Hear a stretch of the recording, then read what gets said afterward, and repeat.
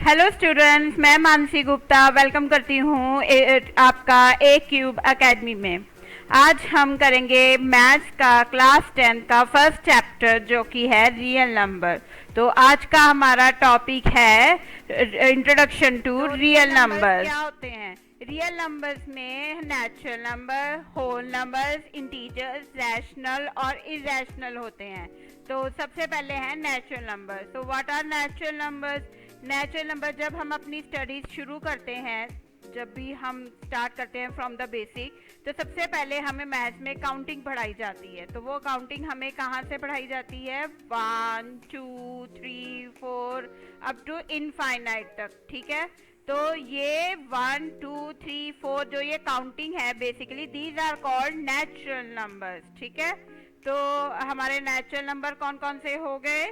हमारे natural numbers हो गए 1 2 3 4 अप टू इनफाइनाइट नंबर। तो रियल नंबर्स में नेचुरल नंबर्स होते हैं। उसके बाद अगर हम नेचुरल नंबर में एक जीरो ऐड कर दें तो उसके क्या बन जाएंगे? Whole number. ठीक है, नेचुरल नंबर होते हैं 1 2 3 4 5 6। अगर उसके आगे हम जीरो लगा दें तो वो बन जाएगा होल नंबर। ठीक है, तो नेचुरल नंबर भी हो गए, होल नंबर भी हो गए। अच्छा, इसमें एक क्वेश्चन आपके लिए आ सकता है एमसीक्यूज में कि are all whole numbers are natural number? So it is false. ठीक है, ये आपका एक नंबर क्वेश्चन आ सकता है, क्योंकि सारे होल नंबर नेचुरल नंबर नहीं है, लेकिन नेचुरल नंबर होल नंबर है। अब इसका रीजन क्या है? क्योंकि होल नंबर में हमारे पास जीरो है, तो zero is not a natural number. ठीक है, लेकिन नेचुरल नंबर में सारे होल नंबर है। ठीक है, तो उसके बाद आता है इंटीजर्स। तो उसके बाद उन्होंने रियल नंबर में इंटीजर्स भी डाल दिए। इंटीजर्स क्या होते हैं? अब नेचुरल नंबर होते हैं 1 2 3 4, होल नंबर में जीरो लगा दिया, 0 1 2 3 4। ठीक है, तो अब इंटीजर्स में क्या होता है? इसमें उन्होंने नेगेटिव नंबर भी डाल दिए। ठीक है, नेगेटिव नंबर जैसे अरे -5 -4 -3 -2 -1, उसके बाद आ गया 0, फिर उसके बाद 1 2 3। ठीक है, तो उनको हमने जो सारा ये ग्रुप बना उसको बोल दिया हमने इंटीजर्स। ठीक है, तो इंटीजर्स में नेचुरल नंबर भी आ गए, होल नंबर भी आ गए और नेगेटिव नंबर्स भी आ गए। ठीक है, उसके बाद हमने ले लिए रैशनल नंबर्स। अब रैशनल नंबर क्या होते हैं? रैशनल नंबर्स होते हैं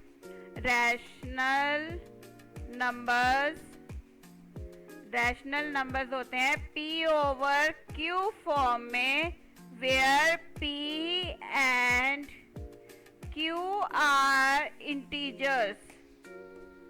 okay, and Q should not equal to 0। मतलब कि जो डिनोमिनेटर है वो जीरो नहीं होना चाहिए, क्योंकि अगर डिनोमिनेटर जीरो हो गया तो वो रैशनल नंबर नहीं होगा। आपने जो आपकी छोटी क्लासेस थी उसमें आपने पढ़ा होगा कि अगर डिनोमिनेटर में जीरो हो जाए तो वो कोई नंबर नहीं होता, उसको नॉट डिफाइंड बोल देते हैं या इनफाइनाइट बोल देते हैं। ठीक है, तो मैथ्स में कोई नंबर नहीं होता जिसमें डिनोमिनेटर में जीरो आ जाए। ठीक है, तो इसलिए Q should not equal to 0। ठीक है, तो जैसे इसकी एग्जांपल्स ले लो, कौन कौन सी होगी? 1 over 2, 3 over 4, 5 over 6, even negative rational number -5 over 6, -7 over 8। ठीक है, ये भी रैशनल नंबर है, चाहे नेगेटिव है बट ये रैशनल नंबर है। उसके बाद आ गया हमारे पास 5 6, अब ये भी रैशनल नंबर है। ये रैशनल नंबर कैसे है? 5 को हम लिख सकते हैं 5 ओवर 1। ठीक है, P ओवर Q फॉर्म में आ गया, where Q is not equal to 0। 5 and 1 are integers, so 5 भी एक रैशनल नंबर है। इसी तरह से 6 भी, 7 भी, मतलब कि सारे नेगेटिव, पॉजिटिव, जीरो भी एक रैशनल नंबर है, क्योंकि जीरो को आप लिखोगे 0/1। ठीक है, जीरो को कभी 0 ओवर 0 नहीं लिखते, जीरो का मतलब ये है कि 0 ओवर 1, सो वो भी P ओवर Q फॉर्म में है। ठीक है, तो ये सारे हो गए हमारे रैशनल नंबर। ठीक है, तो उसके बाद आ गया इरेशनल नंबर। अब इरेशनल नंबर क्या होते हैं? इरेशनल नंबर होते हैं जो रैशनल नंबर नहीं होते, उनको हम बोलते हैं इरेशनल नंबर। इसकी एग्जाम्पल कौन कौन सी हैं? सबसे पहले है पाई। अब आप बोलोगे पाई की वैल्यू तो 22/7 होती है, तो ये रैशनल नंबर क्यों नहीं है? ये तो रैशनल है, क्योंकि यहाँ पे q नॉट इक्वल टू 0 है और p ओवर q भी है और p और q इंटीजर्स है। लेकिन नहीं बच्चे, ये यहाँ पे 22/7 इज नॉट रैशनल नंबर। इसका एक रीजन है, अगर आप 7 को 22 से डिवाइड करोगे तो क्या आएगा, 7 3 21, तो यहाँ पे आ गया 1। अब ये 1 तो 7 से डिवाइड नहीं होगा तो हम डेसिमल लगा देंगे, तो यहाँ पे आ जाएगा 0, ये बन गया 10, तो 7 1 7, यहाँ पे आ गया 3, फिर 0 लगा देंगे, 7 4 28, तो फिर हम, तो इसका आ गया, तो इसका आ गया, इसको कर लो आप, माइनस कर लो, 10 में से 8 गए 2, 3 के ऊपर कैरी फॉरवर्ड में 2 आ जाएगा, 2 - 2 0 आ जाएगा। तो इसी तरह से ये चलता जाएगा, ये कहीं भी खत्म नहीं होगा। तो जब किसी डिवीजन में वो डिवीजन खत्म ना हो, रिमाइंडर आता ही जाए, तब वो क्या होता है, इरैशनल नंबर। क्लियर है सबको? ठीक है, तो ये होता है क्लियर नंबर। ठीक है, तो उसके बाद और कौन सी एग्जांपल्स हैं जो कि इरैशनल है? पाई के बाद और हैं √2, √3, √5, या फिर वो सारे डेसिमल नंबर जो कभी खत्म नहीं होते, कोई भी हो चाहे, ये जो चलते ही जाते हैं, तो वो सारे भी क्या हो गए हमारे इरैशनल नंबर। ठीक है, क्लियर है सबको कि इरैशनल नंबर्स क्या होते हैं? तो अब रियल नंबर्स में कौन कौन से आ गए? Natural number, whole number, integer, rational और इरैशनल। अब नेक्स्ट टॉपिक है composite numbers and coprime numbers. अब कंपोजिट नंबर्स क्या होते हैं? कंपोजिट नंबर्स वो होते हैं जो कि प्राइम नंबर्स नहीं होते। ठीक है, जैसे कि अब 2 is a prime number, 3 is a prime number and 4, what is 4? 4 prime number नहीं है। क्यों? क्योंकि इससे एक से ज़्यादा फैक्टर हैं। ठीक है, जैसे 2, ठीक है, अगेन 4 एंड 1। ठीक है, उसके बाद 5 इज ए प्राइम नंबर, और उसके बाद है 6 के कितने फैक्टर्स है? 2, 3 और 6 और 1, इसके 4 फैक्टर्स आ गए। मतलब कि जिसके 2 से ज़्यादा फैक्टर्स हैं उनको हम कहते हैं कॉम्पोजिट नंबर। ठीक है, अब आप कहोगे 1 क्या है? 1 कॉम्पोजिट नंबर है, क्योंकि प्राइम नंबर तो 1 है नहीं। तो 1 ना तो प्राइम नंबर है और ना ही कॉम्पोजिट नंबर है। ठीक है, क्लियर है सबको? 1 is neither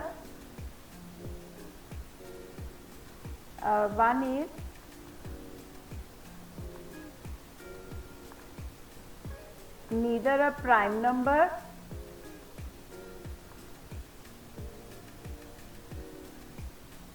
nor the composite number।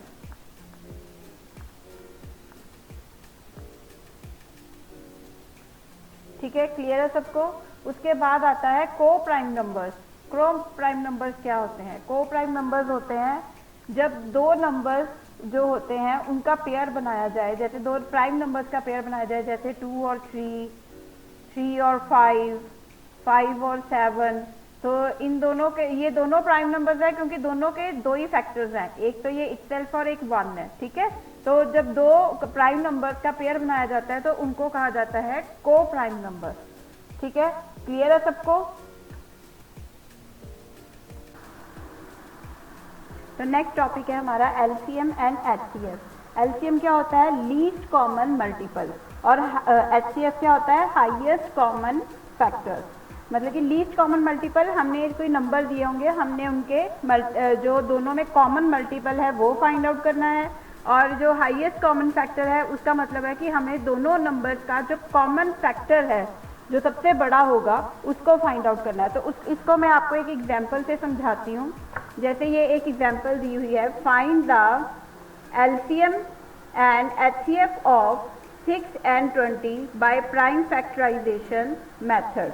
ठीक है, तो हमें 2 नंबर दिए हुए 6 और 20, इन दोनों का हमने एलसीएम भी फाइंड आउट करना है और एचसीएफ भी फाइंड आउट करना है।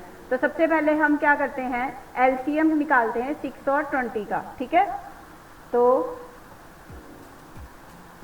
एलसीएम ऑफ 6 एंड 20 वो कैसे निकालेंगे, हमने प्राइम फैक्टराइजेशन मेथड यूज़ करना है। तो इसमें पहले 6 और 20 ले लिया, ठीक है। तो अब इसको देखो 6 और 20 दोनों किससे डिवाइड हो रहे हैं, 2 से। तो इसमें हमने प्राइम नंबर ही लेने हैं डिवाइड करने के लिए। तो 2 इज ए प्राइम नंबर, सबसे लीस्ट प्राइम नंबर 2 होता है, तो 2 से स्टार्ट कर लेते हैं। 2 3 द 6, 2 10 द 20। अब यहाँ पे 3 तो 2 से डिवाइड नहीं होता लेकिन 10 होता है, तो कोई प्रॉब्लम नहीं है, हम इसको फिर से 2 से ही डिवाइड करेंगे। 3 को ऐसे ही रहने देंगे और 10 को 2 से डिवाइड करेंगे, आ जाएगा 5। अब देखो ना 3 डिवाइड होता है 2 से, ना 5 डिवाइड होता है, तो हम क्या करेंगे, पहले 3 को 3 से डिवाइड कर लेंगे 1 और 5, और फिर उसके बाद 5 को डिवाइड कर लेंगे, तो रिमाइंडर हमारे आ गया 1। तो हमारे ये इसके एलसीएम आ गया, एलसीएम ऑफ 6 एंड 20 क्या आ गया हमारे पास, 2 multiply by 2 multiply by 3 multiply by 5। So this is equal to 2 into 2 4, 4 into 3 12, 12 into 5 60। तो दोनों का एलसीएम क्या आ गया, 60। अब इसी तरह से हम एचसीएफ कैसे निकालेंगे, अब देखो एचसीएफ कैसे निकालना है। अब एलसीएम में तो हमने दोनों नंबर इकट्ठे लिख लिए थे, लेकिन एचसीएफ में ऐसे नहीं होएगा। एचसीएफ में हम पहले 6 के प्राइम फैक्टर निकालेंगे और फिर हम 20 के निकालेंगे। तो पहले 6 के निकाल लेते हैं, 2 3 द 6, 3 1 द 1 3। उसके बाद अब हम 20 का निकालते हैं, 2 10 द 20, फिर 2 से डिवाइड हो जाएगा, 2 5 द 10, अब उसके बाद 5 से डिवाइड होगा, 5 1 द 1। तो अब हमने इसमें इसके भी प्राइम एचसीएफ के प्राइम फैक्टर्स जो हैं वो निकालनी है 6 के और 20 के भी। तो अब हम क्या करेंगे, इसका एचसीएफ निकालेंगे। तो इसका एचसीएफ हमने कैसे निकालना है, एचसीएफ इज इक्वल टू पहले प्राइम फैक्टर ऑफ हम 6 लिखेंगे यहाँ से प्राइम फैक्टर्स ऑफ 6 कितने हैं हमारे, 2 मल्टीप्लाई बाय 3। इसी तरह से प्राइम फैक्टर्स ऑफ 20 क्या है हमारे पास, 2 मल्टीप्लाई बाय 2 मल्टीप्लाई बाय 5। तो अब एचसीएफ कैसे निकालना है, हमने इन दोनों के कॉमन फैक्टर्स ले लेने हैं, क्योंकि एचसीएफ क्या होता है, हाईएस्ट कॉमन फैक्टर। तो दोनों के कॉमन फैक्टर ले लेने, एक तो ये हो गया कॉमन फैक्टर, उसके बाद 3 यहाँ है पर यहाँ नहीं है, ठीक है ना, 2 भी नहीं है और 5 भी नहीं है, तो एक ही कॉमन फैक्टर आया, वो क्या है 2। तो इसका एचसीएफ क्या आ गया 2, ठीक है। यहाँ पे एलसीएम आया 60 और एचसीएफ आया 20। अब यहाँ पे ध्यान देने वाली बात ये है कि जो एलसीएम है वो 60 है, तो एलसीएम बड़ा है एचसीएफ में।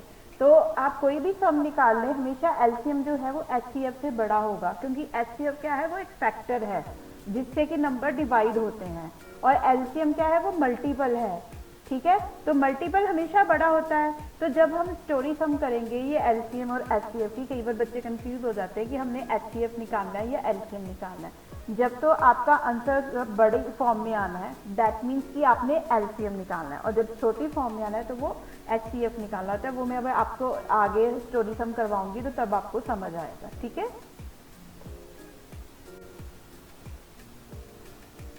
नेक्स्ट है theorem 1.1 fundamental theorem of arithmetic. ये हमारे सिलेबस में है। ये थ्योरम बहुत ही इजी है, कुछ नहीं है।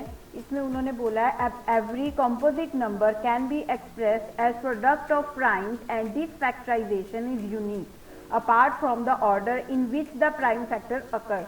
इसमें वो कह रहे हैं कि सारे कॉम्पोजिट नंबर उनको जो है हम प्राइम नंबर के प्रोडक्ट में एक्सप्रेस कर सकते हैं, ठीक है। और ये फैक्टराइजेशन जो होती है वो यूनिक होती है। हालांकि वो प्राइम नंबर्स के जो है हम ऑर्डर चेंज कर सकते हैं। इसको मैं आपको पीछे हमने जो सम किया उसके एक एग्जांपल से करके समझा सकती हूँ। जैसे हमने यहाँ पे ये 6 के प्राइम फैक्टर निकाले थे, 2 और 6 के प्राइम फैक्टर आए थे हमारे 2 और 3, ठीक है। तो 6 के प्राइम फैक्टर यही रहेंगे 2 और 3, ठीक है, इनका ऑर्डर चेंज हो सकता है, मतलब कि हम 3 मल्टीप्लाई बाय 2 भी लिख सकते हैं और 2 मल्टीप्लाई बाय 3 भी लिख सकते हैं, लेकिन फैक्टर्स यही रहेंगे। इसी तरह से 20 के भी 2 मल्टीप्लाई बाय 2 मल्टीप्लाई बाय 5 लिखा हुआ है, ठीक है, इसके प्राइम फैक्टर यही रहेंगे, चेंज नहीं होंगे। लेकिन 5 मल्टीप्लाई बाय 2 मल्टीप्लाई बाय 2 भी लिख सकते हैं, 2 मल्टीप्लाई बाय 5 मल्टीप्लाई बाय 2 भी लिख सकते हैं। ऑर्डर चेंज हो सकता है लेकिन फैक्टर नहीं चेंज होंगे, ठीक है। इस थ्योरम में सिर्फ यही है और कुछ नहीं है, ठीक है। तो बहुत ही सिंपल सी थ्योरम है, आप एक बार पढ़ोगे तो आपको समझ आ जाएगा, और अगर नहीं समझ आया तो प्लीज़ मुझे कमेंट कर देना।